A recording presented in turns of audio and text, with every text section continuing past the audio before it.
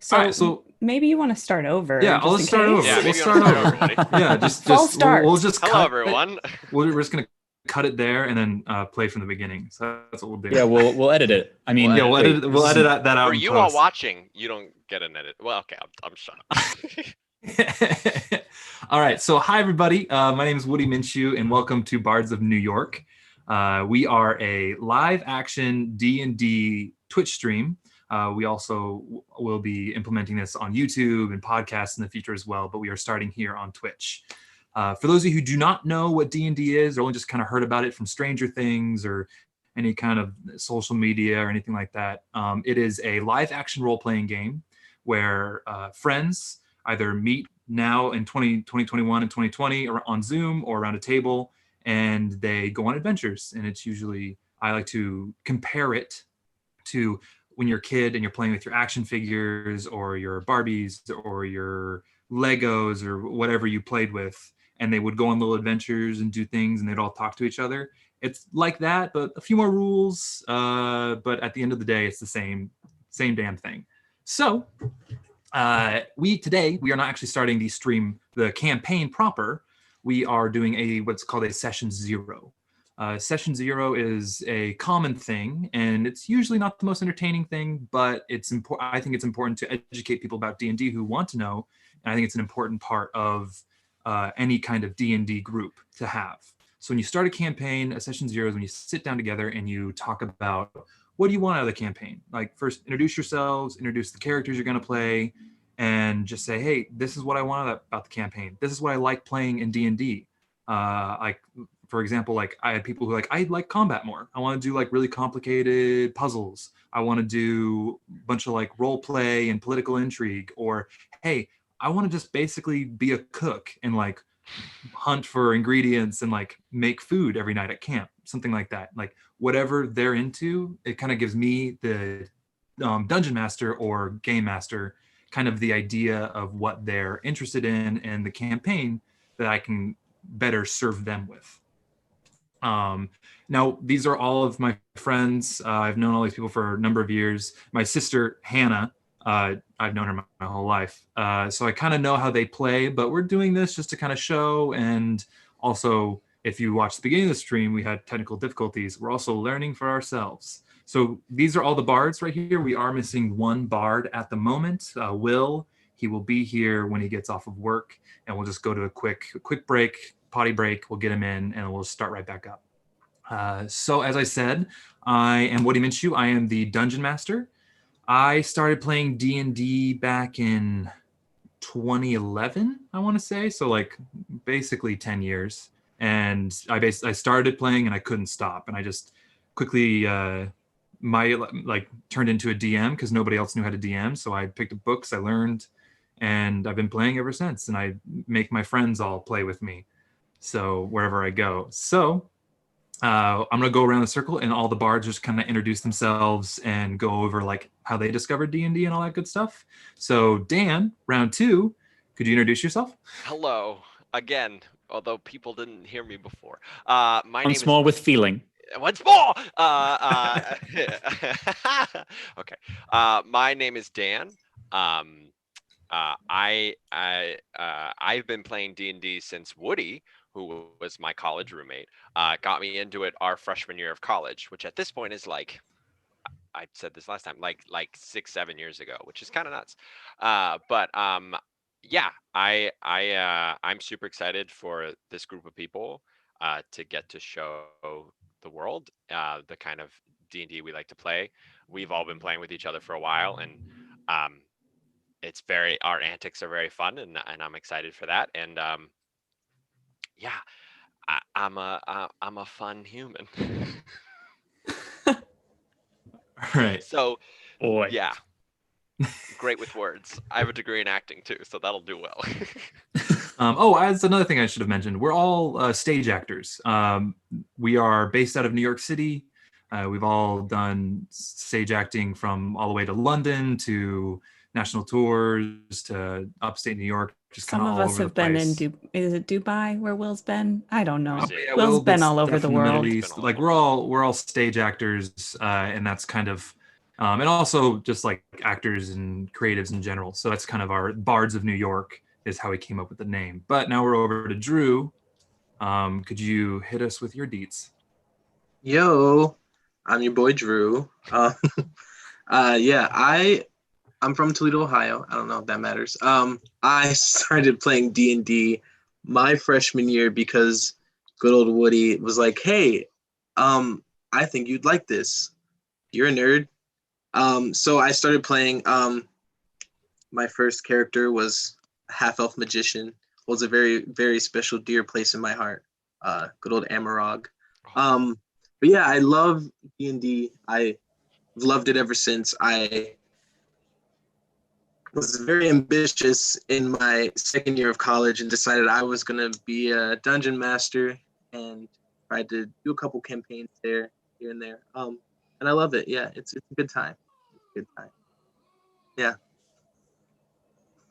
All right, cool. And then I'm just going on like my screen, and Kyle's below me on my screen. So Kyle. Hi, my name's Kyle. I've been playing D&D for a few years now. I also was indoctrinated into this religion through the good teachings of Woody Minshew. It has been such a positive part of my life for the past couple of years, and I think that it's a great way for friends to get together, a great way to tell stories, and it's just it's what the world needs. I think if everybody played D&D, we'd be a little bit better place. That's not wrong. Cool. All right. Well, I'm just looking up at our notes, and oh wait, I'm sorry. I was gonna say, are you gonna let your sister? I'm so sorry. You gonna let your sister talk? Hey, I thought you were doing that on purpose. I kind of did too. Not at all. Not at all. I'm just nervous. So If you're Hannah, gonna do it for go over to anyone. you. Go over to you. I'm so sorry. Go, Hannah. Take it away. I'm Hannah, and what was the questions were how did you come to D&D? Yeah, just like how'd you discover D&D? What does it mean to you? Introduce yourself. So I did not discover D&D through Woody Minshew. We kind of discovered it together. There you go. I was 15, I think. And we were doing summer work up in the middle of nowhere. And there was nothing to do all day. And so our friend who we were working with introduced us to D&D. And it was all I could think about for the whole summer. And I've never stopped solely thinking about Dungeons and Dragons. I could talk about it all day and never get bored. So that's how I came to it. And D&D, it is such a wonderful, wonderful thing. And I think it serves different purposes for different people. And it serves you differently depending on the time. Like, I know that D&D served me in a different way than it does now, especially because of COVID. Right now, I think D&D is giving me this ability to feel capable and I don't, powerful might be the right word, but just like that I have like control over something in my life and I could slay the bad guys. And I don't know. And there's a lot of other reasons I love D&D, but that's the one that comes to mind right now. Sweet. Cool. All right. Yeah, so I'll just echo, like, we all love D&D. It means a lot to us. And also, I don't want to like bring like the 2020s like slump into this, but like in this world right now, it's kind of a nice escape from so much going on, and or a place even to unpack what you're feeling in the real world. It's a safe place to be creative, be yourself, and have fun and be nerdy and have a good time. So just kind of explain for those of you who don't know D&D, it is a very simple thing. Just how it goes is the DM will describe a situation, and then the players will then say what they want to do. There'll be some dice rolling involved, and then depending on the outcome of the dice rolling, the DM will decide if they succeed or fail, and then it's basically just a rinse repeat over and over again of that process. with maybe some character voices, some fart jokes thrown in throughout, and so that's kind of how D&D works. Now I'm just looking at our itinerary, and we're going to let's introduce who we're playing. Again, so I would just ask, like, tell us like your person's name, their parentage, or if you want to be a little or their species or race, however you want to say it. If you want to be like secretive about it to my players, you're more than welcome to. And then also your character's pronouns, and yeah, kind of like what they're good at, what their skills are. If you want to like talk about classes or just kind of like what they like to do, and maybe a fun fact about a character. So let's go the opposite direction. So starting with Hannah, could you introduce your character? Yes. Okay. So my character's name is Lilith. She is a moon elf. Her pronouns are she and her and hers. I'm trying to think of the other question. Let me pull them up, folks. I apologize. She is very good. She likes to think she's very good at the piano, or not the piano, the violin. Sorry, I have a dog that's distracting me down here. The violin, and she's really good at being sneaky. And she's from Revan, which I guess Woody will let us know about Revan, which right before the stream we were kind of talking that we might all have connections there. Did I cover everything? I'm sorry. I think you covered it. Yeah. We can always come back to it. It's chill. All right, now to Kyle. Okie doke. My character's name is, so first to explain my character's name, because it will sound a little odd. My character is a tabaxi, and they have a little bit of a different naming tradition than us humans. His name is Ember of a Forgotten Fire. But he goes by Ember. It's the thing that tabaxi do with, like, yeah, they're cats. They're cat humanoid peoples. That's so cool. He is fairly selfish, a little unmotivated sometimes, and but also quite personable, charismatic, and really is looking forward to making some coinage off of these journeys.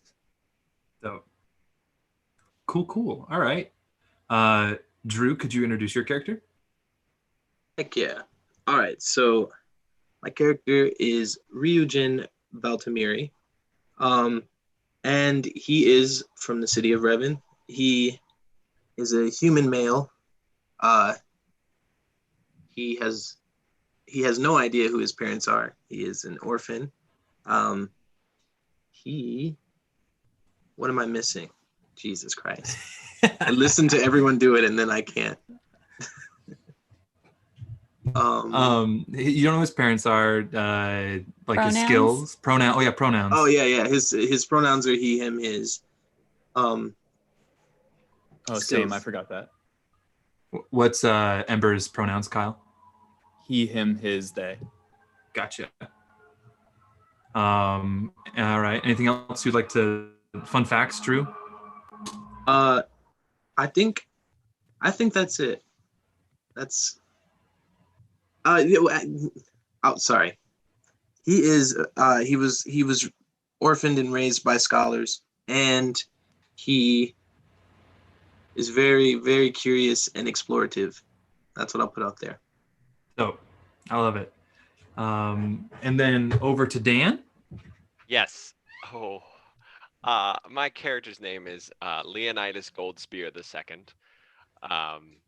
And he is a Leonin fighter, which for those of you that don't know, a Leonin is like really just a massive lion that's also human-esque. So it's like half human, half lion.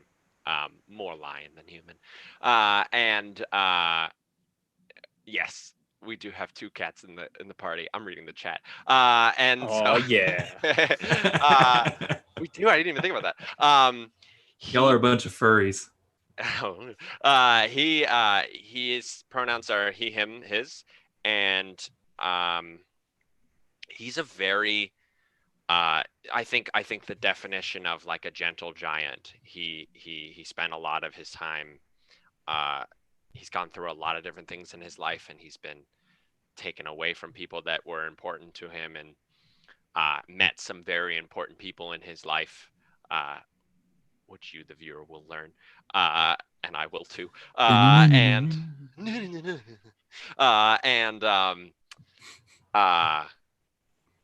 Yeah, I would say currently where we're going to start this, he's in an interesting spot in his life, and I'm very excited to see what happens with him, because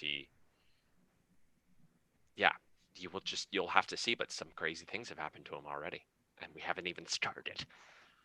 Oh boy. So, and I'll be playing every other character. There's a motorcycle outside my window. New Who will the York. motorcycle? Yeah, we live in be New playing? York. Yeah, we live in New York, so you're gonna get some city sounds from us every once in a while. So it happens. But I'll be playing every other character they run into, have it be the bartender that they go and they talk to get some information from, or the big bad evil villain that they're working to fight against. Coincidentally, going to be the same person. It's a bad joke. Oh, I was ready. So my pronoun just as Woody is he, him, his. And the next thing, this kind of, we're entering now more of the discussion phase. So everybody, if you guys just want to we can talk amongst ourselves. Just we're all just a bunch of friends here. So Allegedly. Allegedly, I want to ask like what do you want out of this campaign as your character, as you as a person? What are your goals in this campaign? Like what do you want to get out of it? I'll start. And when I do a campaign, I want to give my players a vibrant world where it's like they're reading a book that they love. They just want to keep turning the page, and every page they turn is a new adventure, a new mystery around the corner. And then if they ever get to the end of the book, they want to savor it, or just pick up the next book in the series. So I want everybody to feel free to explore, to say, hey, what city are we in? And like, oh, is there like some fishermen that I can go just fish with for a bit? Yes. Like I'm very much the DM where it's like, I'll follow you guys, and I'll just, if I need to just kind of like off the dome, I'm happy to do that. So I really want to give you guys I want to take a step back and let you guys really take responsibility and ownership of what your characters want to go do and where they want to be. Of course, I will have plans of campaigns and stuff happening behind the scenes, but if you guys are like, nah, we want to go and like be pirates, that's great. I love that. So whatever you guys, or just like, we want to open a bar and like be business people, that's great too. Like whatever you guys want to do, I want to give you and let you explore your characters and what they want to do.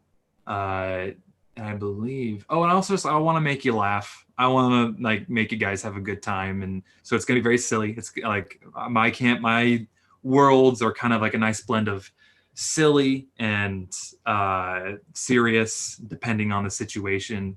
So that's how I feel. Who wants to start if they want to like talk more about it in the group? Do we need to go in turns, or can we just like have a convo? Have a combo, whatever works. Yeah, especially considering if we all go in turns, we're probably gonna say the same thing Yeah. most of the time, because we've all played together for a while now. I know personally, I've really been looking forward to this, and I would like to have fun. I do think that this is like, for us during these times, it's a great performance venue. But at the same time, I'm I enjoy, like, screen I'm looking at right now is just my friends on Zoom. So I just really want to have fun. I want to get into it. I want to tell a story. Yeah. So I think for specifics out of like D&D, because I agree with everything you said, Kyle, is Thanks. I love the character aspect and the role play aspect. I cannot get enough of like the player characters and the characters that the DM creates. I want to know everything about them. I want to know their favorite color. I want to know their childhood fears. Like I just want to explore every facet of every person's character and like backstory. And hopefully it is a fulfilling one for each and every one of us. But don't get me wrong, I love fighting. I love combat. But I don't know. The reason I come to D&D is because I like storytelling, and so I feel like a lot of the story is in the role play. okay. Yeah, I definitely think I'm, I kind of, to bounce off what you said, Hannah. I think when I first started D&D, as with a lot of people that don't super know how the mechanics of the game works, the one thing that you kind of a lot of times do know is you're kind of like, oh, fighting is a cool thing that always gets to happen, and I assume we will fight things in this campaign, if we're going to be pirates, and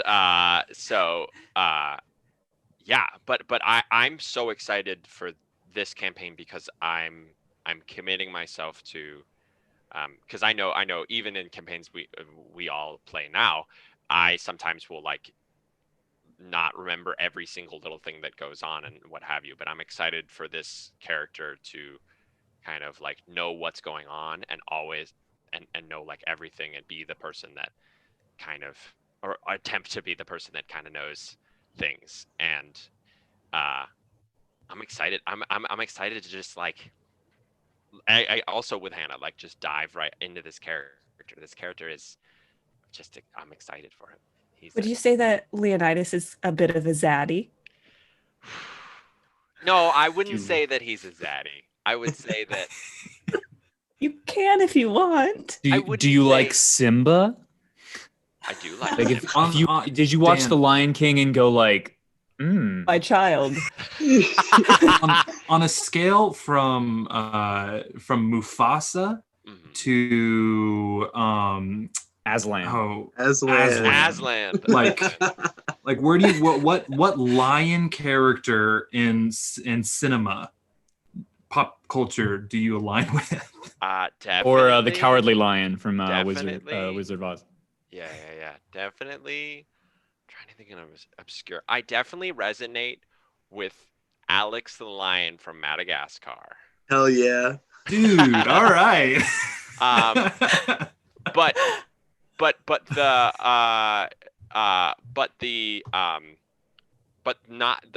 more like angry and less Alex the Lion in that movie. If we want to talk about Madagascar, Alex the Lion in that movie is more happy, and he's with some happy-go-lucky people. He's a cartoon. I don't think Leonidas is always happy, but he has people in his life that make him happy. But I don't know if he's, so I think from a regal standpoint, he's definitely more towards Mufasa. But from a who he is, he's an Alex from Madagascar. I really love that we asked these questions. These are the It was a important beautiful questions. answer. Day one question. it was a beautiful answer. Jeez. Drew, do you have anything to contribute for the? That's Yeah. What does Ryujin want? Do you have out of anything to his story? contribute, Drew? What is this? So personally, I also really, really love character and backstory. I love, like, I remember my first campaign. I wrote like 4 different backstories for my one character, and was like, "This is it. Let me put these all together, and this is a full book." But yeah, I'm so obsessed. I love I love character psychosis. I just love getting into the minds of them. So I think that's something I want to explore, which is why I chose a backstory that wasn't so filled with turmoil. I wanted my character to develop more based on the experiences he had in this campaign. So I wanted to delve into that character and let him develop with what he went through. So that's what I'm looking forward to. Cool. All right. Awesome. Well, I mean, if we had Will here, I'm sure he'd had a lot to add, and he will when he gets here. Can we guess? Can we guess what Will wants? I mean, that's if I mean, you guys want Yes, to, well, if you want to put Will on blast. Okay, we're gonna guess, Yes, and then well, we'll all find out together. Well, I would like. I'm William Champion, and I'd really like ooh. Oh, hey, we're being rated. Holy moly. Welcome to day one of our stream. I'm William Wow. Chapman. Hello everyone that's come here. Thank you for holy crap. Wait, who's Hello rating everyone. it? That's crazy. It says Thorvale Raid. Cool. Thank Hello. you everyone that's coming. Hello. Welcome to our everybody. session. Howdy. This is our We were just session about to zero do an of our impression. campaign. We were just We were about to just do an impression of our friend who is not here yet. All right, you ready? true. This is mine. And this is more like I'm gonna read his ass.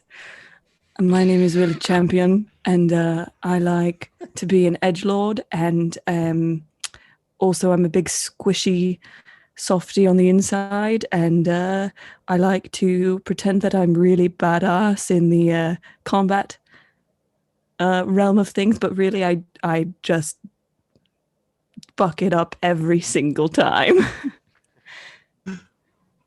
Amazing. That was beautiful. I fight for justice. Justice.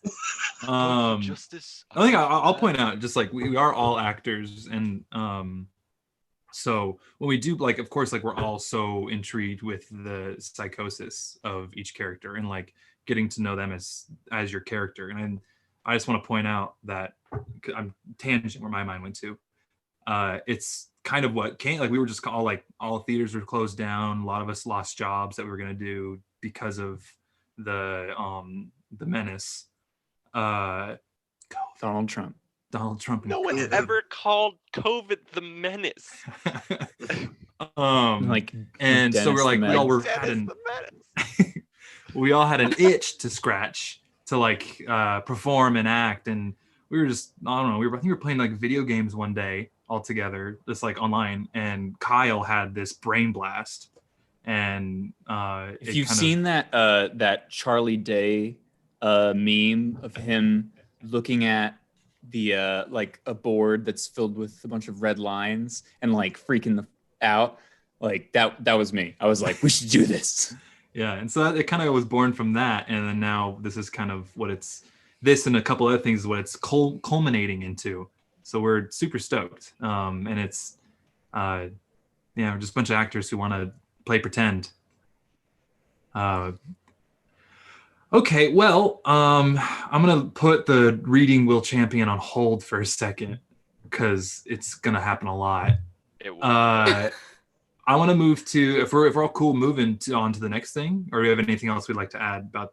Okay, so now we're gonna get into like rules, like our house rules and stream rules of the campaign. Our stream rules is everybody in the chat, in any kind of forums that will be created, or any kind of discussion about it, be respectful. We don't tolerate any kind of hate speech of any type towards transphobia, homophobia, racism, the whole gambit. Like, none of that. I'm just gonna lay down the law.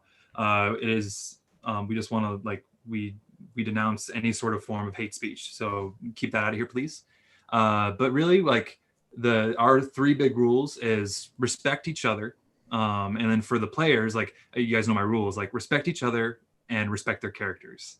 My second rule is invest, just like invest in each other's stories, invest in your own story. Like, that's when I find D&D really pays off, is when you're like, oh, Leonidas has this going on, I want to help him. Like, that's the fun stuff of D&D. Or or like Ryujin like has like doesn't know what he wants to do. Well, let's have him try some new stuff and like learn what he wants to do with his life, kind of stuff. Like to invest in each other is when D&D like pays in dividends. I think that's the right way to say it. I may be just saying I'm going off. You're doing, B you're minus. doing it. And I'll like have fun. Like at the end of the day, like we're all just playing pretend here. So it doesn't need to be super serious. Like if it gets too serious or too much, like a joke is fine. Like we're here to have fun. We're here to tell a story and feel good. So like, and this is to my players and also to the community. I'll say this too. If anything happens and you have a problem with it, please reach out to us because we don't want to. Of course, it's live, so we don't always know what's going to be said or what's going to happen. So we want you to please, like, if something happens or something is said and you find it offensive, let us know because we'll make adjustments and we want to be as inclusive to every single person as possible. And then for my players, if anything happens or if like, hey, God, we've been in hell for like four weeks now playing and it sucks. Can we please finish this like arc in hell done? Then that's an inside joke for my players. Then just talk to, like we're all going to talk about it. Like it's transparency is key with your DM, and if you have beef, just come talk to me. And if the community outside has beef, come talk to us because we all can just chat about it and find a solution.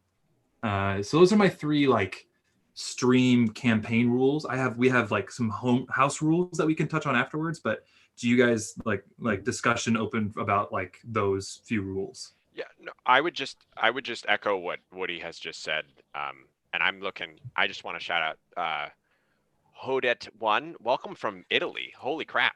I know. I have family in Italy. Someone from thank you for watching us. That's so cool. Ciao. Hello. Hope you're doing okay over in Italy.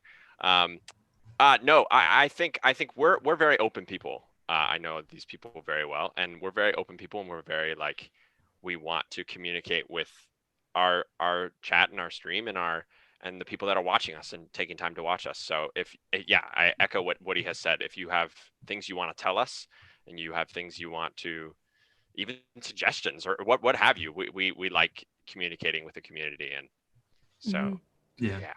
I don't know if this kind of has to do, this just made me think of something where D&D, like the D&D community is a community, and so is like the Twitch community, as well as like people who live in New York City. And one of my great hopes is once it's safe for everybody to be in the same room is that I know there's a lot of wonderful people who are watching who live in New York City who I would love to play with on here and showcase their art or whatever talent they have, and also their incredible D&D skills, because I know there's a lot of great Dungeons and Dragons players in this city.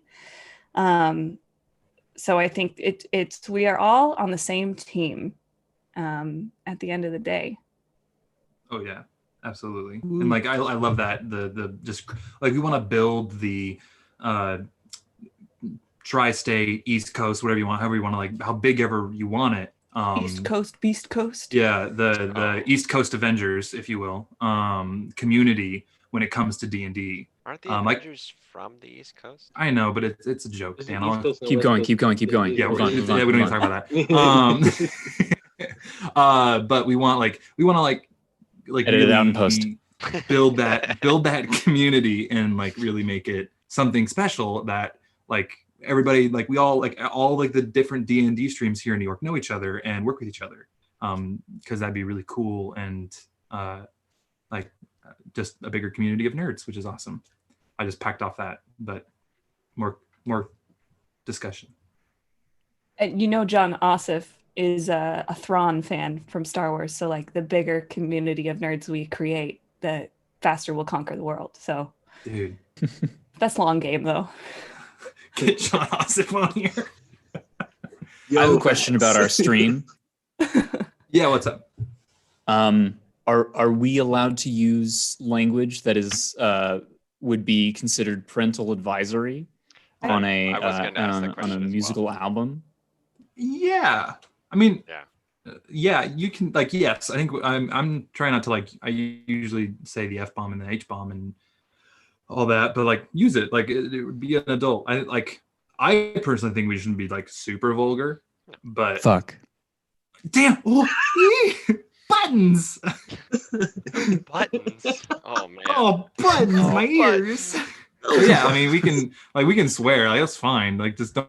Cool. Like I will definitely have, you guys know me when I play, like when I'm DMing, like I have characters who just every other word is fuck. Yeah, I would say there's 100% a line, and if it's just for the sake of doing it, then it's kind of silly. But I mean, we're all adults here. Yeah, we can just feel it out. We're not gonna break any records. We're not Wolf of Wall Street over here, but we're people. Yet. Anything else anybody else like to add, Drew? Sorry, I don't think I wasn't ready for that. I don't think I have anything. I'm sorry. Okay. All right. So now let's move on to like house rules, and this is like even more of a discussion. So for those of you who don't know about D&D, every DM, every table has house rules. Like how you make a character, how like if you get a natural 20, which when you roll a die and you roll the highest, it's called a natural 20 for you beginners out there. Because it's a 20-sided die, you can roll a 1 or a 20 and good or bad things happen. Like what does that mean? Like so I just wanted to have a discussion about our house rules, and so we can like have a record of what our house rules are, at least in the beginning. So we can refer back to it. It's like, what was like you got a natural 20 in this situation, what was our rule for that? And also I will say our goal is to be all in the same, as Hannah said, in the same room. So our goal down the line when it's safe is to all sit at a table together and play. So for having rules set, if you roll your die and it rolls off the table, that doesn't count. You have to eat the die. You have to eat it. The die. No, just re-roll it. That's like one of my rules, my house rules. Now, this is one I'm going to ask the group about is character voices. Like, how do we feel about if we have like a character voice and speaking out of character voice and what that means? Like, does it hypothetically, if you were to speak out of your character voice, are you speaking out of character or are you just speaking? That make sense? I would say that it usually comes from moment to moment. I think it's a bit of a feeling out process because sometimes you start talking so much and discussing like plans, and it becomes more metagaming in a sense, because everybody's just trying to figure everything out. So I don't know. I think that if you have a character voice, it would be good to speak in that manner when you are actually like engaging in role play. And then if you need to talk to like the DM or a different player out of context, I don't know, maybe like suddenly switch to like Elizabethan or That's what I do. What accent is that? Can you break me off a piece? Oh, hello there. No boy. Hello, All right. dearie. Oh, I'm sorry. I didn't mean Elizabethan witch. I just meant. Oh, dearie. Oh dear. if I ever start talking like that, Mrs. Doubtfire? it's getting serious. Is that not your character's? Is that not your character's voice? Is that not the tobacco? You don't know. I don't You know. don't know. That's why I'm asking. Oh, hello. He kind of sounds like the second Madagascar reference, the little pygmy monkey with King Julian. Like, King Julian, I need to show you. Folks He sounds that like are that watching, guy. we really want you to know that this truly only is it's actually just a Madagascar stream. And Yeah, we've fan been- cast. with a D&D game put on top of it, but really all it's meant is for Madagascar. Yeah. So if you haven't watched it, maybe give it an old I'm sorry. I have to know who plays the lion in Madagascar. Ben I forgot who it Stiller. was. Ben Stiller. Ben Stiller. Ben It Stiller. is Ben Stiller. Yeah. Okay. Yes. Yeah. Got it. Yeah. Friend of the show, Ben Stiller. Friend of the show. Friend of the show. Hey Ben, I know you're Hey, watching out there. Ben, we know you're watching. I'll see you this weekend for our social distance hangout in the park. I'm getting sweaty. Oh God, I'm laughing. Your kids are doing okay. I have a few other rules. Any other like discussion on those few rules, or like people like, do you guys have house rules that you want to talk about, or if Chad, if you have house rules you want to share? Does the chat? Do we have the house rule of like, if you are going to go off and do something, attempt to find that something in another character? Does that make sense? Ooh, yeah. I had 'Cause not written that down, but I love that. I actually love that rule. Wait, explain that rule. I don't. Could you want to take Yeah. that, Hannah, and explain what I'm Yeah, typing down? it's like, well, I think what we discovered playing over Zoom is it's often hard to like, it's so easy to just be singular and to just be in your own like space as a character. And like every character has stuff they need to do alone. Great. But if you have that something you need to do alone and you can also find it through someone else, like if it's like, oh, I need to go do this, I'm going to ask somebody to come with me. Or like if somebody goes off to do something, like find like an impetus to go and like to have a conversation and commence role playing. I don't know if that makes sense, but it's Yeah. like, It makes sense. yeah, Makes be a sense. fan. Yeah, I It's like the understand. whole be a fan of each other's stories. So like include as much as you can. Don't, you know. Yeah, if you need to go this show shouldn't be a and a never-ending conversation between one person and Woody, and then the other person and Woody. Like, please no. we Please, God, need to no. interact with each other and be a group. Although it Because is fun I to- personally, I think that it boils down to the actually like committing to role playing through things, and discussing things as characters, and really thinking about like, what would my character do in this situation? I would ask this person for help and go do that, or I would ask the whole group for help. You don't, as people, we usually don't just walk away from our group of friends and start doing our own thing. We're mostly asking for validation on 90% of the time. Less you're a ghost. Yes, if you are a ghost, what I said does not apply to you, but otherwise, Most things don't Yeah. apply to you if you're a ghost. That's true. Not that I'm a ghost. All right. Okay, let's call it like the buddy system rule. Like, yeah. do you have your exit buddy type thing? Cool. Another All right. All right. This is just a blanket question to you guys. Crit fails in combat.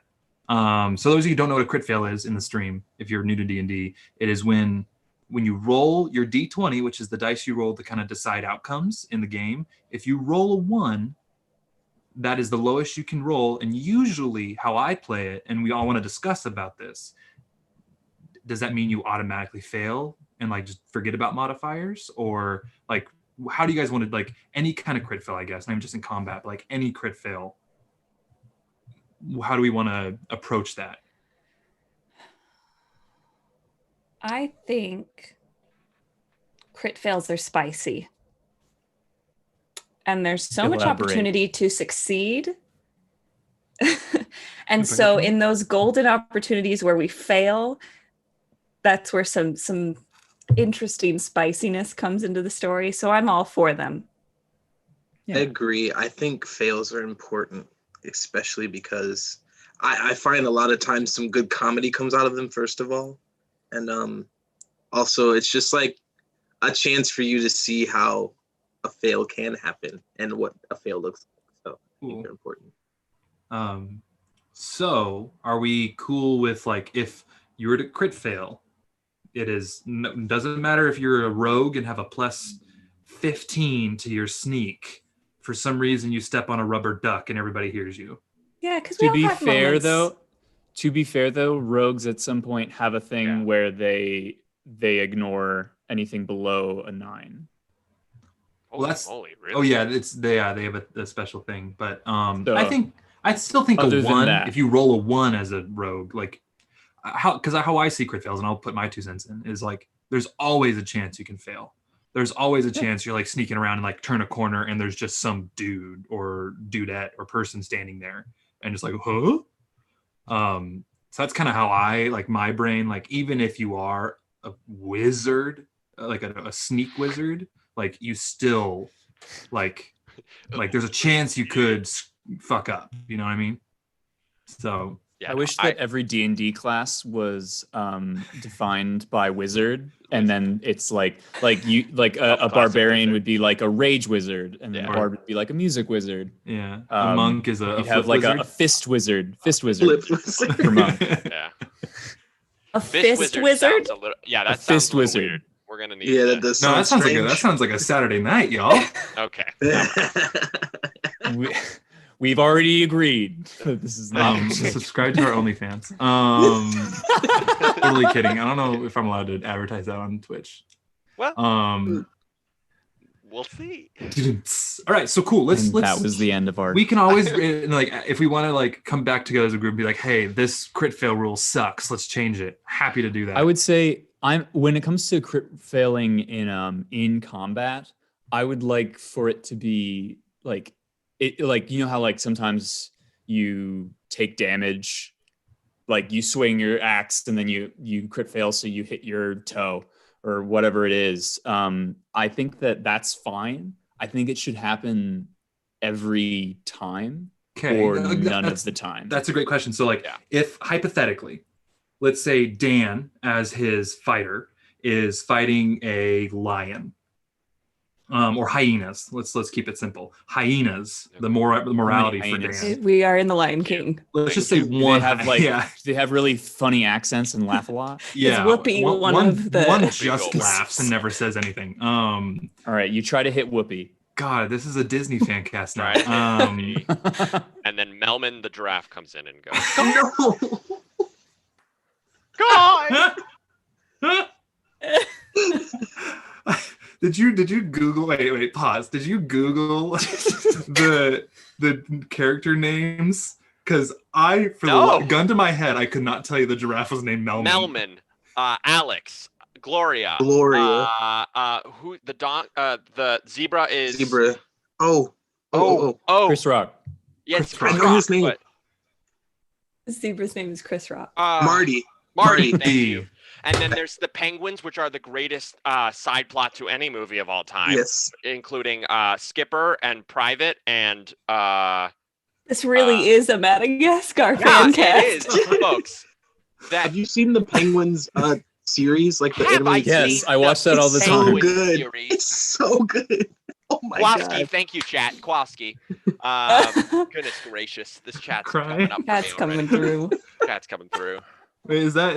Oh no, I won't ask. Is Thanks, what? Jack. Thanks, Jack. Okay. All right.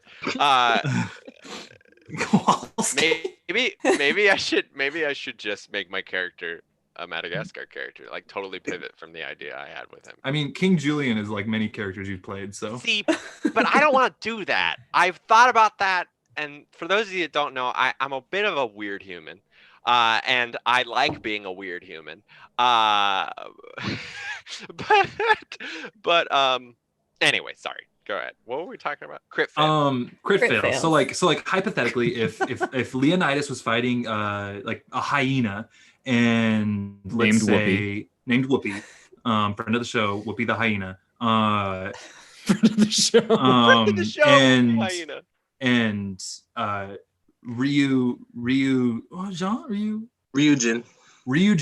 Ryujin shoots like a crossbow, crit fails. That hits. Do we say that hits Leonidas? I mean, if we're gonna say that, maybe we roll like a percentage die, and it's like a 50% chance because it doesn't have to hit. Are you talking about? Are you talking about damage? What are you talking about? The actual attack. Yeah, and something I've done before in our games, and for like if like when people have like missed a ranged attack and there's somebody in melee combat with that attack, sometimes will hit on a crit fail, will hit the ally, and like basically friendly fire is turned on. I think that crit fail should have consequences, even if there's tiny. So like whatever you as the DM see is like, this could be a good one. Let's see if like this happens. I feel like we trust you. Okay, I just for posterity, and we have evidence of this. What if you crit fail on like an attack and some ally is either within the attack's reach or swing? Maybe it's a flip of a coin if it is a consequence for your ally or a consequence for you. Okay. Oh. I like Like coin maybe flips. if it's melee, like maybe you kind of like drop. the Yeah, like sword. if it's a consequence for you, you like your sword gets like goes flying 10 feet away from you, and you're like, ah. Or if if it's a consequence for an ally and you're next to somebody, you it's slice their arm off. Yeah, or maybe we'll do like a D3 sort of situation and do like a consequence for your ally, a consequence for you, or nothing happens. I feel like the danger of these kinds of rules is like it's funny until it happens at a critical moment, and one of the characters it's so gets killed. disappointing. Dies. Oh, but it'd be so juicy if one of you killed the That's other a spicy person. meatball. Yeah, that is spicy. Spicy meatball. Hey, Think we of have a viewers from conflict. Italy. Please be respectful. Yeah. Yeah. Wait. No, it's our videos. God, it's warm in here. New title, Player Killer. New title: Players of Madagascar. The zoo. Bards of Madagascar. Bards of Madagascar. Okay, so I like that rule. I'll come up with like a full system for it and have it be pretty simple, but it's like kind of a fun, like if you crit fail, like especially in combat, there's going to be consequences. So let's just say that's our motto. If you crit fail, there's consequences. Cool. Yeah, cool. I like that one. Cool. And for those of you who are watching, this is pretty like dry stuff. It's but we just wanted to showcase that this is a very important thing when you're having a D&D session. So when you're playing in the middle of it, nobody's confused about like what the rules are. And I just kind of want to promote that for people. If you ever want to try D&D, it's something that you should do. But we understand that it is dry. It's a little boring, but make fun of us all you want. It's I not know. wet. Hey, Dry. this is the best loose criticism of the movie Madagascar on the internet. I don't think And there's if that's what any you came criticism here- in this. If you came for Criticism some as in, like- criticism of Madagascar, I have none. I'm sorry. I mean criticism as in like critiquing. Yeah. Oh, okay. Good or bad. Yeah. I think also it's cool, Analyzing. and maybe the people who are in the chat and watching, like every D&D group has like a different way Mhm. to do like prepping, and then also I guess aftercare is the best way to phrase it. Where it's like there's so many creative ideas as to how to approach D&D, and we wanted to be as transparent as we could be about how we're approaching it. Yeah. But like we also love other ideas. So if anybody has a really awesome one, please share. Yeah. And we don't want to well get put. into a really bad argument about the rules later on, so we can always refer to this Yeah. when something happens. Woody said Yeah. Amber It's can't documented. die. Amber can't die because Woody said this. Ember, please say my name right. Well, I said Ember it. won't die because Woody will come after my character, as per usual. Woody has a history of trying to kill my characters. It's true. Well, and succeeding. And succeeded. Okay. Okay. Crit fails in combat. We did that one. Character voices did that one. Okay. Oh, just a critical hit. So on the opposite side of crit fails, there is natural 20s, which in combat result in a critical hit. It basically do more damage. Usually, I believe what the rules say in the book is you double the value of the dice you roll. So if you roll like 2 d8s, which are 8-sided die, and get 2 2s, instead of doing 4 damage, you do 8 damage. So it just works like that. Sometimes that can be really disappointing if you only roll 2s on your damage, because then you just kind of do a little bit of damage on a crit. Something that I have seen all over the internet in a way we do crits, and this is a question for you guys if you like it, is on a crit, you add a second die, and this is going to be a little confusing, but you add a second die of the type, and it's full damage. So hypothetically, if you're using a rapier, which is the little fencing sword, and it does a d8 of damage, you get a crit on it, it would then do a full 8 points of damage, and then you roll the second die and see what you get. So you are at least doing 8 plus your roll plus whatever your modifiers are. Yeah, So because it's a complete killjoy if you roll a natural 20 and then And roll then a you 1. I think with spells, however, I think that gets a little weird and like doesn't necessarily make spells great. So I like fireball. If you just add one extra d6 or d8, like Any at of full. Spellcasters? I think that we I have would some- definitely be okay with saying that, like, when it comes to actual like martial attacks, it's that, but when it comes to spells, it's we just double it. Yeah, but when you can do like 44 damage with Toll the Dead as a cleric, Yeah. then like, do you need that extra like? You have experience. You with know, that, Hannah? you know from playing with me and the experience of having me as your wizard that these spells can do some crazy damn things. So that's a little different. So, I mean, we can always change it. These aren't set in stone. So, do we want to then, if we want to, what I just heard from Hannah and Drew, would we want to expand that to spells as well, where you just add like an extra die at full damage? I feel like that would get a little OP at higher level spells, maybe cantrips. Okay, I don't mind that. Oh yeah, I guess it's up to the people who are casters. Yeah, Because I mean, spoiler, I'm not. Yeah, I'm not either. there's I think only it's two me. casters and one of them's And not here. I was gonna say the other one's not here. Well, then maybe we table this discussion Let's until Sir table Champion this is For here. champs here. For Serge, he A texted chap. me and he's setting up right now. Oh, Great. good. Um, I know right, that yeah. the 7 train was having trouble today. Yeah, he takes the 7. New York talk. We are from New York. Cool. All right. Well, then let's. I think, and we're an hour in, so let's take a break here, like a quick Take a break. Potty a break. 10-minute break. I do need to potty like a little got to, too. boy. So let's take a quick How break long? and we'll 5? come right back. 10? Yeah, let's say a 10-minute break. Let everybody potty, get some snacks, pee. We'll be back at 7:11. Everyone in the chat, please tell us your favorite Madagascar characters. We'll be right back.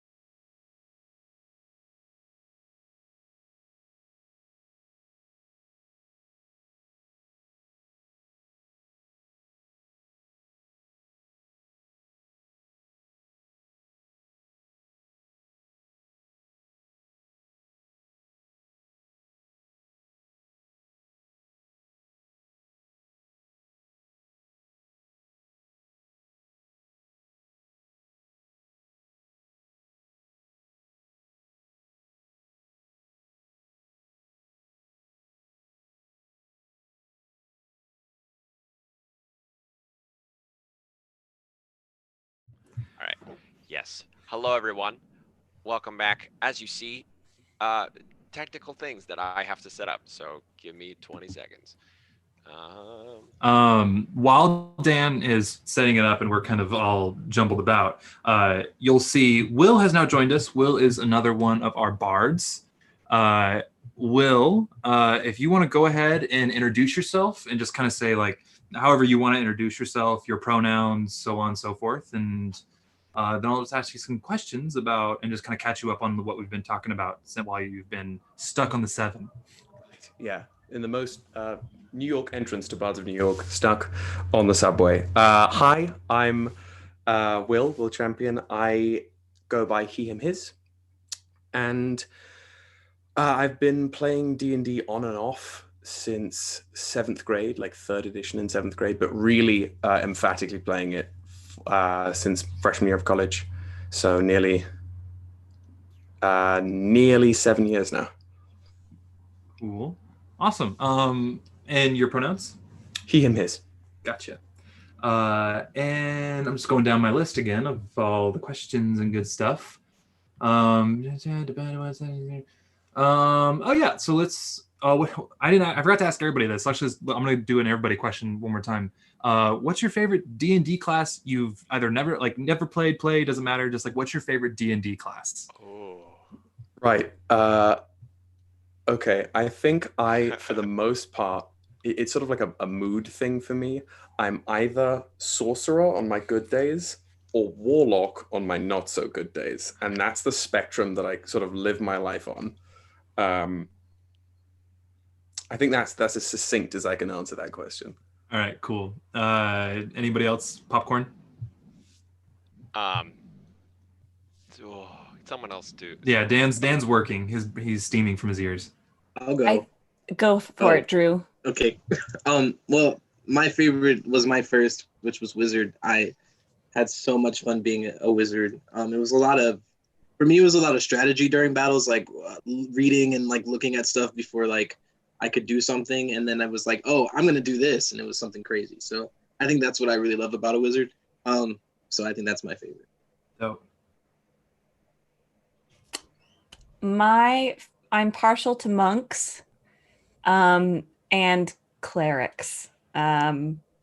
Recently have fallen in love with clerics, but I'm excited to fall in love with rogues. So you're a rogue. Maybe not. I like. Maybe I'm a warforged artificer. You don't know. Warforge? That's cool. No. All right, good to know. That's so meta. That is pretty meta. I really like barbarians. It's kind of that or monks. I'm a big monk fan. Oh boy. Yeah, but those are kind of my favorites. Yeah, I would say that the favorite character that I've played so far is a monk, especially high level monk. You get crazy shit. I'm excited though to possibly be casting some spells in this campaign. Maybe not. Ooh. All right. My What favorite. did you call it? Oh, what did you shoot. call monks? Woody? Fist wizards? No, Kyle. That Kyle was said me. fist wizard. That's a flip wizard. The monk is the flip wizard. Yeah. The monk that's is depending on the time of day is a fist wizard. Students. My favorite characters is a tie either between I play all my characters kind of like a bard. Just because that's how I play. Yeah, I should say that too. But so a I love bards. I love them. And but like I really love wizards, specifically divination wizards. They're my favorite. So those are my favorite characters. Okay, cool. Will, you want to whatever extent you wish, introduce your player? Like his pronoun or their pronouns, I should say. Their pronouns, parentage, and like what they're good at, their skills, and maybe like a fun fact about them. Sure. Their name is Kalias Mia. They were born to Eladrin I think that's how I'll phrase that. They primarily were going by he, him, his, though they are tiptoeing around they, them pronouns nowadays. And generally, they're fairly good at basic survival skills, like hunting in the wild, fishing.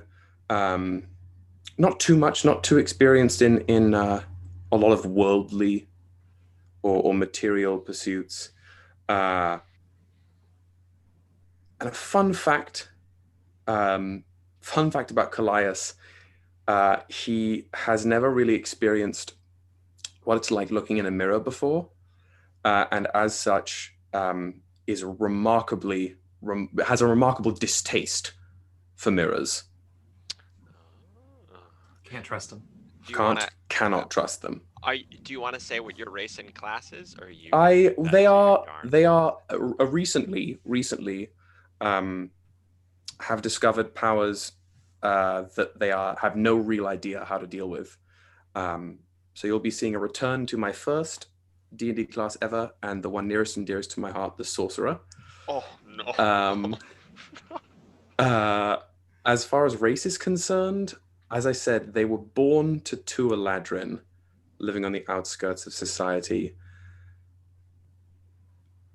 Were is the operative word. So as of yet, race unconfirmed. Wow. Oh, I love it. And then Will. Are you another cat? Can you be a cat of some sort? Like a We've got a Leonin and we have a Tabaxi, and he's a jade serpent. oh.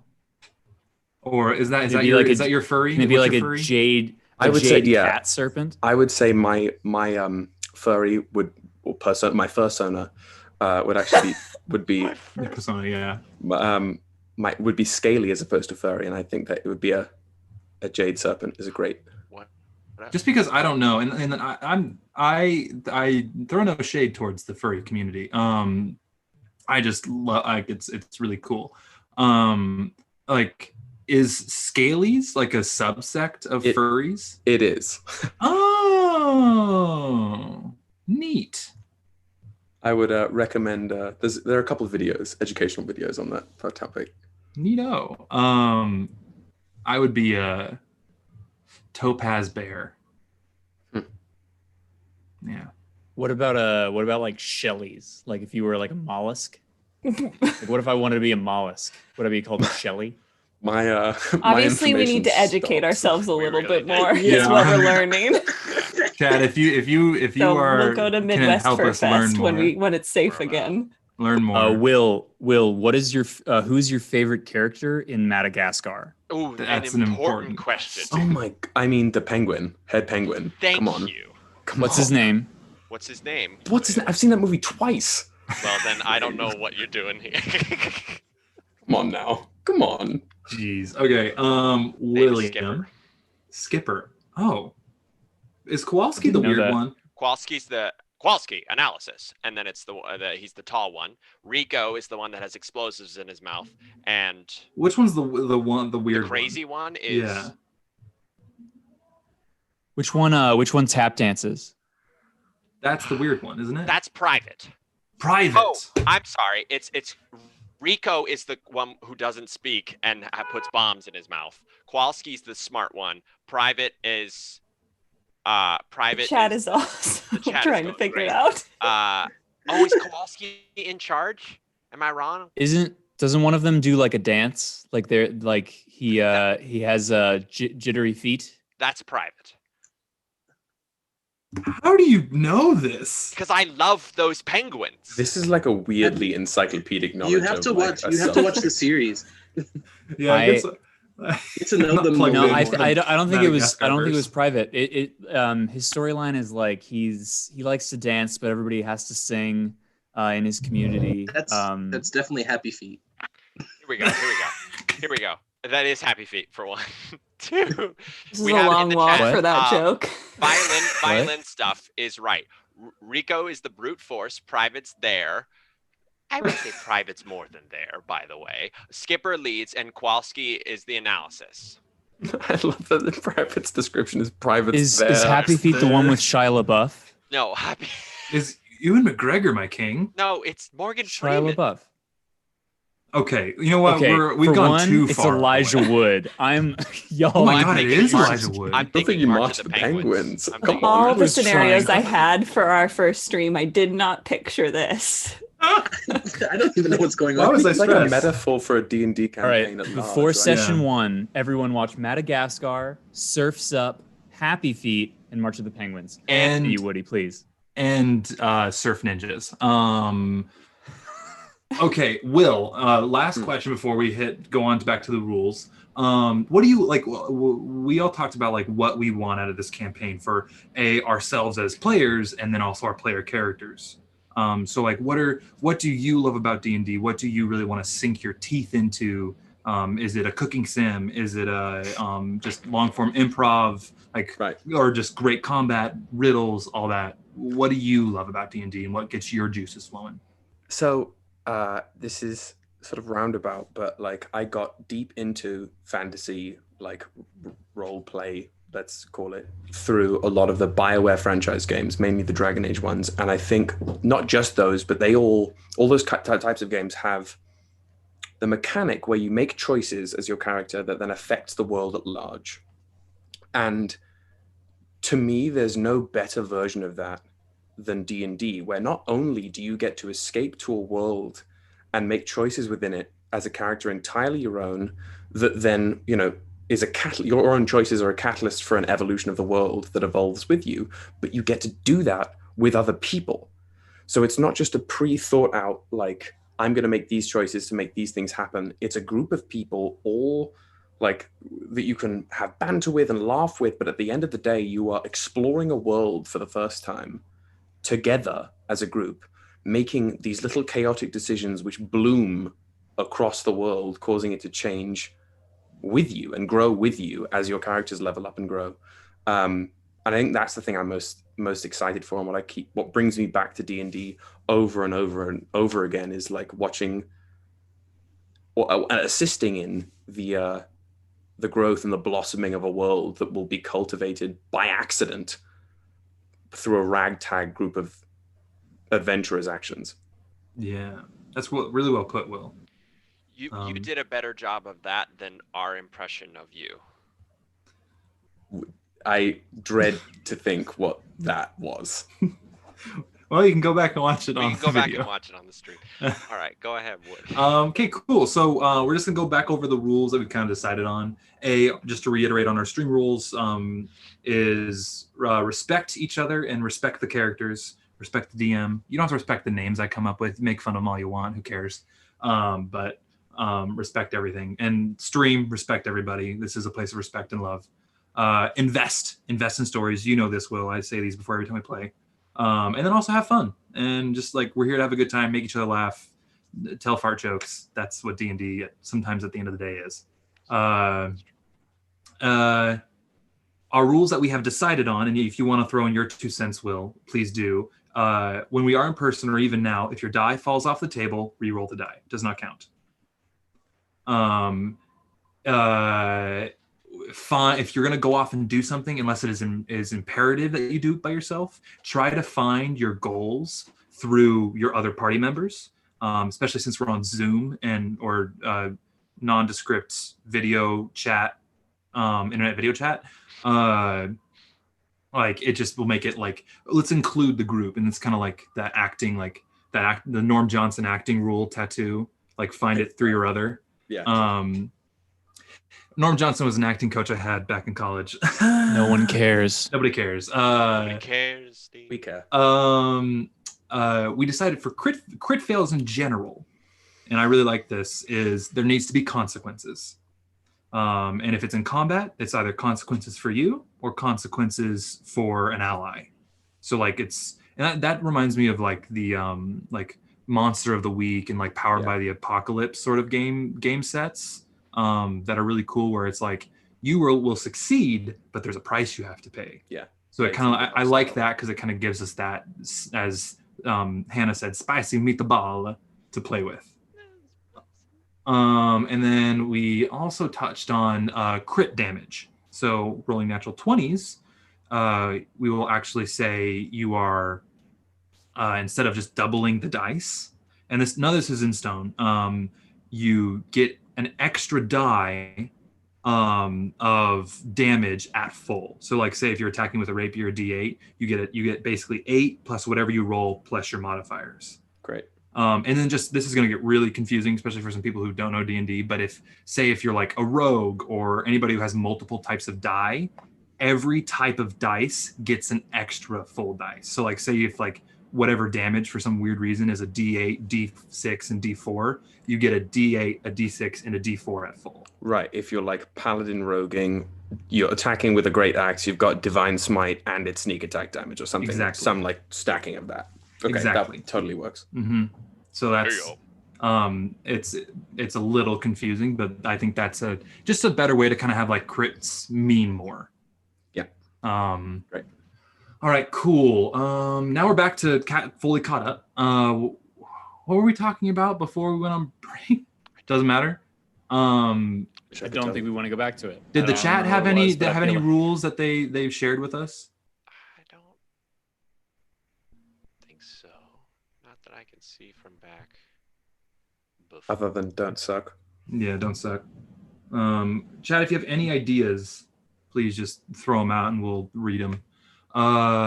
Okay, the ones on the notes. Oh, character voices. It's kind of a like what's out of character, what's in character. We just kind of say like let's really try to just stay in character and work through like planning and problems like in character, just so it's more interesting that way and more fun. Is anyone doing accents?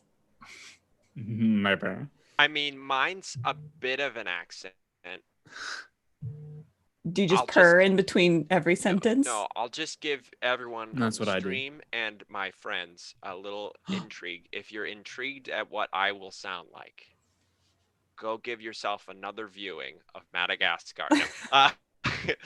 Go give yourself a viewing of the movie X-Men 3: The Last Stand. And I want you to break us off some, Dan. And watch a character called Beast. He's played by Kelsey Grammer. And just see what happens. I was worried you were going to say you were imitating the Juggernaut and going to swing hard I'm copy. the Juggernaut! That's what I was worried about. Well, I should have done that. No, I don't want it. That would be too much on the chords. Yeah. Kelsey Grammer's great, you know? Jeez. Okay. Cool. I am going to touch upon an elephant in my room, at least.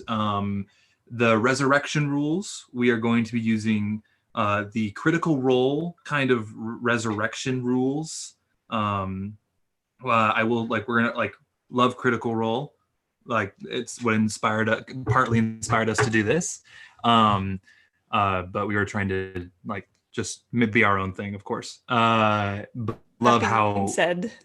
That being said, how Matt Mercer, friend of the show, that's not true. Does Matt Mercer does Resurrection is just so interesting narratively, and it's so fun. And for those of you who don't know it, and hypothetically down the road, if Callias bites the big one, and they needed to resurrect him, there's a spell that can do that. And usually in D&D, you just pay for the spell, which is a diamond worth so much money, and they're brought back to life. But there's a much more interesting way to do it, which every person, there's a DC, which is a difficulty check when you roll the D20, and they have to bring something to the table and say I need you to come back to life because of this, or I'm going to give this up because you mean more than this item that I have, or something like that. And it just kind of gives us all each a nice character moment within this crazy a death. So and then if people succeed on their offerings, then it's either an easier check or a harder check, so on and so forth. So it's just a more interesting way to have somebody die and come back. Cool. I think that's all the rules that I have. I think a rule that I had thought of that I feel like should be discussed is when it comes to like undo. When it comes to you saying that you're going to do something and then realizing that it was a bad idea, do we have to commit to the things that we say? As a I'm fine with that. DM, if you say I do this, like it's like I cast fireball, like, all right, you do it. Like I say, if you say you do something, you do it. You can't be like, oh no, never mind. Down with those consequences. Yeah, I think there's a couple asterisks within that. Asteries, ass trees,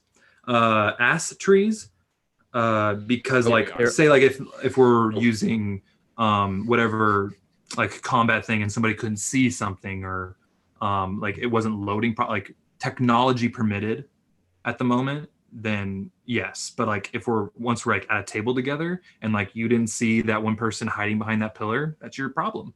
That's not my problem. I know I sort of, with my players, I kind of run it like verbal chess rules.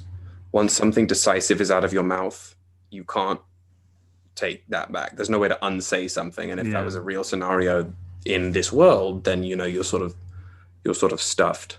I like that. And it kind of goes back to the like in your character voice or like in character, like you say it and that's what happens. So I like keeping that rule, like, hey, it came out of your mouth, man. Cool. I love that. I'll put that on the notes.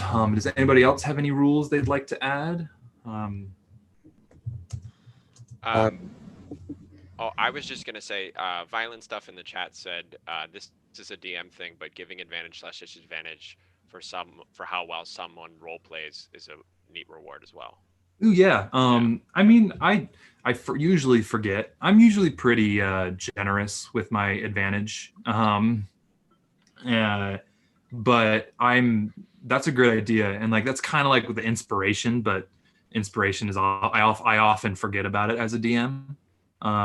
Which for those of you who don't know, inspiration, if like basically at my discretion, if I like how somebody's playing, I'm like, you get inspiration, and they get basically a bonus to their role, whatever role they have in the future. So I also think a fantasy Costco would be a very cool thing. Yeah, that yeah. It was just a completely thing that I thought of by myself. I have personally coined the phrase. Oh yeah. Yeah. I love it. Okay. All right. I'm just writing my notes really quick. Declare it do. It do. I guess to that general rules end, I know some of us, and I'm really speaking about myself, have in times of dire need in, say, a combat situation, been fairly on both sides of the coin, like rules lawyery. Like sometimes I'm like, oh, well, we have so many, you know, metrics that we need to consider to make sure that thing doesn't happen. Or I'm like, well, I'm jumping out of a tree 100 feet to hit somebody that they should get the extra bludgeoning damage when I hit them with my body. And I guess the question is, where on that spectrum do we want to generally aim for? I think if there's like a obvious paper trail of like it's as a DM I'll speak like the mini game within the game where it's like I want to try to position myself in this combat to get advantage. Either that is like you're hidden behind something or you're shooting from above or you like have the high ground Anakin, that kind of stuff. Like yes, like if there's an obvious paper trail, I'll be like I'm gonna position myself here to try to get it. Like even if you say like I'm gonna position myself over here to try to get a better shot, so to speak, then be like, hey, I position myself here. Would I get advantage on the shot? And I'm a pretty lenient dude usually. Then so it's just kind of like if it's just like, oh, do I get advantage because of this? Unless it's like obvious, I will kind of lean towards no.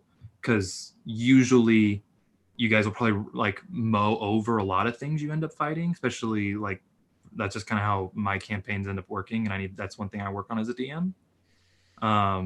So I will say, like, if there's a paper trail, yes. If there isn't, and you're just like, do I get advantage because of this, right? Then no. Yeah. In the example you make of like falling down the tree with your old character, then I would say, yeah, it's advantage. But then but what happened is there was a consequence because you also took that damage. Yeah, that was, mutually assured destruction, but yeah, it's all in the past now. all in the past. Cool. All right. Any other rules that we feel or any?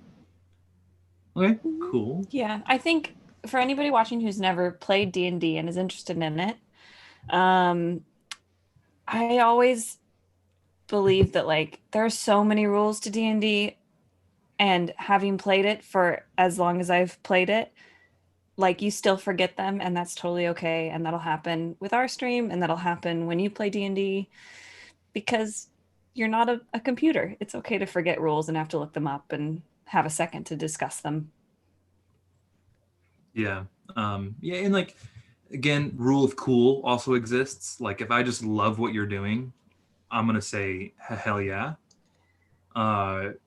So like, and again, it kind of comes back to the rule of like, we're here to have fun and like tell a fun story.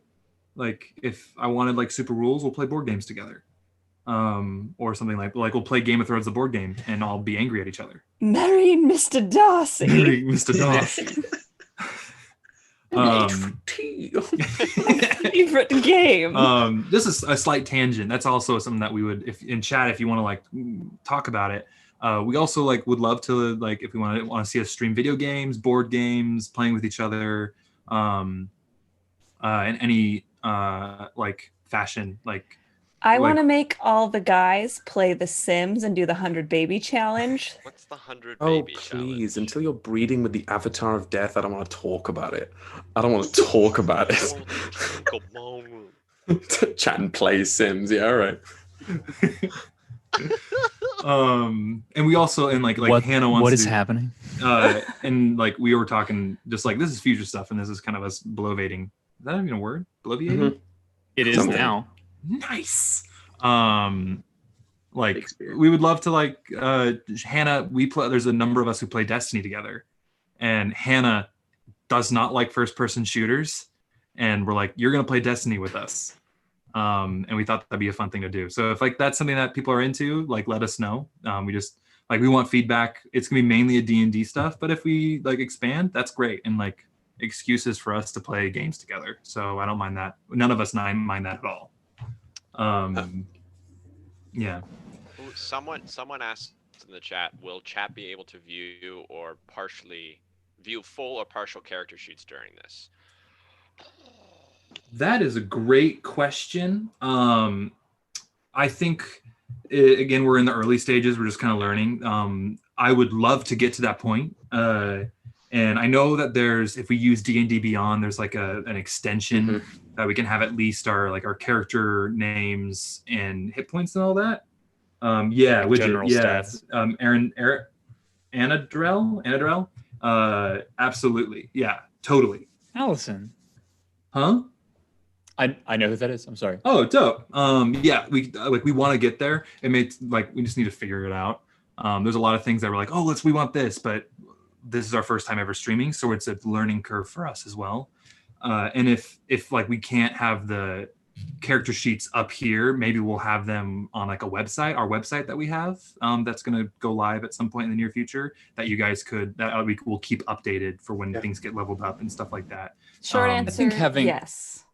Yes. I think having like a small bit of information just as like a reference thing would be great. I don't think having a full character sheet would be what we do, but I definitely think it'd be fun to have like a little bit of behind the scenes. Yeah. So I think that's a great idea. And yes, we want to work towards that. But we're getting as I would like to usually say, we need to get our pants on first. Character and then we art? can. Oh yeah, and also we have our wonderful friend Delia, who is a professional painter. She is. Rivard. Delia Rivard. She's actually in chat right now. She is working on the character art and coming out with just some portraits of every single character. So as we get those, we'll bring them out and show you. I've seen a couple sketches of like a couple characters, and they look awesome. She did our logo for us as well. She also painted our logo, and she's amazing. And she does take. I'm gonna put you on blast, Delia. She does take commissions. Delia, if you want to I'll allow you to throw your at Rivard Dark. Jeez. That's oh boy. Delia, you promote yourself. We love you. We'll. There we go. Yeah, there we go, Delia. We've only been seeing that handle for like years. It's fine. You know what? I've never actually said it out loud. So it's Rivard Vark, like an aardvark, but Rivard. Oh, dip. Okay. What did you just say? Dip. Dip. What does that mean? Like he's got a dip. You got a dip. It's just like an exclamation, like dip. You know who also had to dip? Melman, when he felt real worried about his God, character in all roads lead Madagascar. back to Madagascar. Okay, so final. Before we get to the final continent and campaign setting descriptions, any last thoughts, ideas, feelings from my players, my wonderful friends, before we go into the description of the land? Go ahead, Will. No. I was just gonna say, I'm not sure if it was mentioned before, but before I arrived, but I am just so excited to see this through. Like even sitting here and beginning this and chatting about like the sort of meta nature of it all, I am so excited to sit here and play through this with you guys. It's getting to be a little overwhelming, and I'm trying to keep it chill, but I had to just vocalize that. Hell yeah. All right, so I've just got some housekeeping things because I'm a very type A organized person. So everybody knows who's watching or listening. If you haven't already found out, we're going to be doing these streams every Thursday at 6 p.m. Eastern time. And the next sessions, the next 1, 2, 3, 4, 5 sessions are going to be one-on-ones with Woody, where you will get to meet each character individually as they journey to Camden Mesa, right? Correct me if I'm wrong. Anything I say. That's all. And I have a little bit blurb that I'll say as well. So we'll be announcing the order of that soon, unless Woody's going to announce it. I have the order if we want to do it now. So we will have the one-on-one. Can I steal this from you, Han? I do have the one-on-ones order. It is basically every single character is coming towards Camden Mesa, which is the city within this kingdom, and I'll give descriptions in a bit. And every single person, through a different amount of time, something happens to them, and they're drawn to Camden Mesa and brought together. And each one-on-one is kind of their individual story of how that happens. So next week, so that would be that's the 21st. Wow. 21st, the 21st of January, Dan will be our first person as Leonidas. And then that next Thursday, we have Will. The Thursday after that, Drew. And then it's going to be Kyle. And then bringing the caboose is Hannah. And I've got a great one. Yep. Wow. Here we are. So that's the order. So come watch them. They're not gonna be super long. So if you guys just want to see like some quick one-on-one D&D and meet each character individually, that's great. And we're super excited for that. And then what we will do, if we want you to watch all of these, but then after they all air, we'll put them up on YouTube in kind of like a super cut. So you can share them with your friends if they don't want to watch hours and hours, but they want to get into it. And so that's just so that's on the horizon. And we're also for us. And we will be putting it up on a podcast feed as well. So just if you follow us on Instagram and Twitter, that's probably where you're going to find out the most right now and keep updated. and know what's happening. And if you follow us on Twitter once in a while, you'll get a couple updates about Madagascar. Okay. Updates. Will is loving this already, and it's my favorite thing. It's my favorite thing. God. All right, cool. Anything else? Dan, I know you did some stuff, or was that the Madagascar? I was going to say the joke? podcast thing, but Hannah Yeah. said it also. So people who like, if you have friends who like don't use Twitch, like we are looking to get it out on YouTube, get it out on multiple podcasting platforms. Again, we're just kind of learning as we go, so it's just going to be a little bit of a process. I will say from a Twitch aspect, for those of you that are watching right now, if you could do us the grand favor and give us a follow, that is the little heart that you see. It says follow. Doesn't cost you a dime to follow us, and it would greatly help us. And it will also tell you when we go live. As soon as we go live, it will pop up on your phone or your tablet or computer, and you will know. Smart fridge. And small fridge. Smart. Well, never mind. Damn it. Alexa device. Yeah. Thank you. Small fridge. It'll pop up on your small fridge, and that would be really nice, and we'd appreciate it, and that would be stupendous. Mm-hmm. Okay. And we have all our socials right there through Twitch, and follow us on Instagram. We're pretty active there.